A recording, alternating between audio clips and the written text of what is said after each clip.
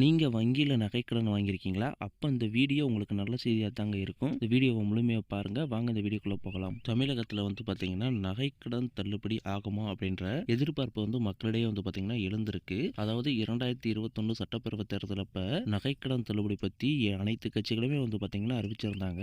அனைத்து கட்சிகளுமே அவங்களுடைய தேர்தல் அறிக்கையில 5 சவரன் தள்ளுபடியாகும், 4 சவரன் தள்ளுபடியாகும், 6 சவரன் தள்ளுபடியாகும் அப்படின்ற அறிவிப்பை வெளியிட்டிருந்தாங்க. இப்போ ஆட்சியில் இருக்க திமுக பார்த்தீங்கன்னா, அவங்களுடைய தேர்தல் அறிக்கையில் 5 சவரன் வரை நகை கடன்களை தள்ளுபடி செய்வோம் அப்படின்னு கொடுத்துருந்தாங்க.